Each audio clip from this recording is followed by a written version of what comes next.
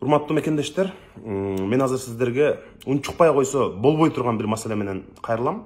Анткени дээрлик бир айдан бери Кыргызстандагы Сапат билим берүү мекемесинин негиздөөчүсү, Кыргызстандагы билим берүү тармагына эбегейсиз чоң салым кошкон белгилүү агартуучу Кыргызстандын жараны Орхан Инанды жоголуп, изделип табылбай, ал бүгүн Туркиядан чыгып отурат. Биздин жаранды Туркиянын атайын чалгындоо кызматтары келип, каалаган убакта, каалагандай бастырып кирип, колу бутун кайрып алып кеткени бул биздин бийлик үчүн, Кыргызстан мамлекети үчүн абдан чоң көө жабат. Намыстын жоктугу абдан уят иш деп айтсак болот. Анткени баш мыйзам боюнча дагы биз ар бир жараныбызды көздүн карагындай сакташыбыз керек. Башка өлкөнүн күч органдары кирип алып бизди каалагандай тоготпой алып кеткени бул ошого биздин жол бергенибиз, биздин бардык бийликтердин, күч органдарынын жол бергендиги бул биринчиден шалаакылык, экинчиден кылмыш. Эмне үчүн кыргыз бийлиги бул үчүн кийин жооп берет? Азыркы мына бийликте отурган күч органдарынын башчылары бардыгы жооп берет кийин. Азыркы Азиз Батукаевдин иши боюнча Крым төбөл качырып жибергендиги үчүн мурдагы президент баш болуп түрмөдө отурушат. Кийин бул дал ошол окуяны кайталайт. Анткени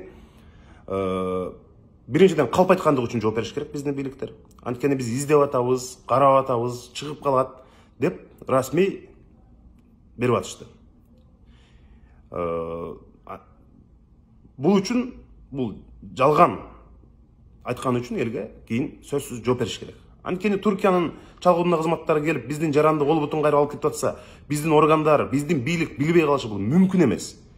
Бирок ошолор элибизди алдап, жалган айтып, мына жакында табылат деп атканы бул чоң мындай калп айтуу деп билебиз. Жоопкерчиликсиздик.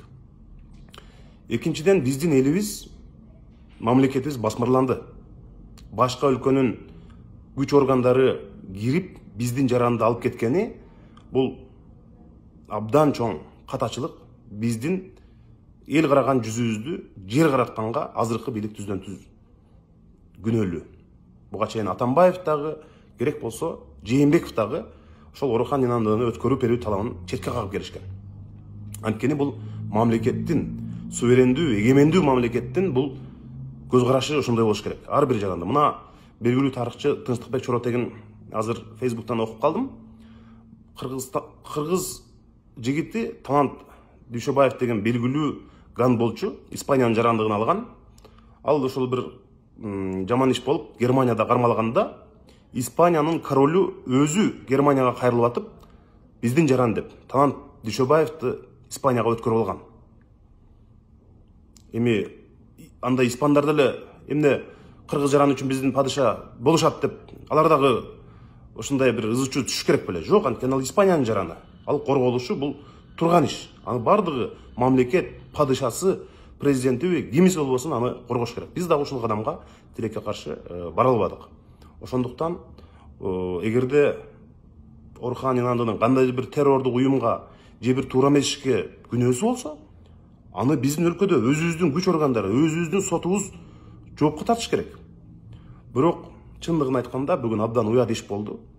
Кыргызстанда өзүбүздүн жарандарды, эми макул, кымбатчылык, экономиканы, күч органдарын, сотторду, бүт жанагы адилетсиз иштеп аткандардын баарына реформа жүргүзбөгүлө. Макул, ал колдон келбесин. Бирок жок дегенде ошо биздин жарандардын коопсуздугун сактап бериши керек да бийлик. Же булардын күчү биздин 5-6 саясатчыны камап, 4-5 бизнесменди камап, ошолордон бир баланча миллион кустуруп койгонду бир чоң жумуш деп ойлошобу?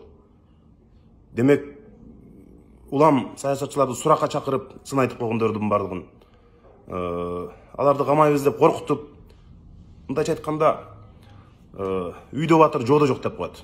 Өзүңүзгө эле кыйын экенсиңер да. Кошуна өлкөлөр бастырып кирип, 40-ка жакын жаранды өлтүрүп кетип атса, аларга кайра колду көкүрөккө алып барып атсак, башка өлкөнүн президенти бүгүн чыгып алып, мына Кыргызстандан биздин жаранды кармап келгенин бүтүндөй дүйнөгө мактанып атса, ошого дагы унчукпай отурсак, бул мындай мынчалык бир мажүрө, мынчалык сабатсыз, коркок болбошубуз керек биз. Ошондуктан урматтуу туугандар, элибиз баарын көрүп турат, бийликтер Орхан Инандыны кайра Кыргызстанга кайтаруунун аракеттерин көрүш керек. Тышкы иштер министрлиги күч органдары болгонун болгондой элге айтып, Түркиядан кайра аны алып келүү аракетин сөзсүз түрдө көрүшүңөр керек. Болбосо кийин азыркы ошол Азиз Батукаевдин иши сыяктуу бул маселе боюнча жооп бере турган күн алыс эмес. Ар бир жараныбызды биз көздүн карагындей сактап, алардын коопсуздугун камсыздап беришибиз керек. Бул бийликтин түздөн түз милдети. Рахмат.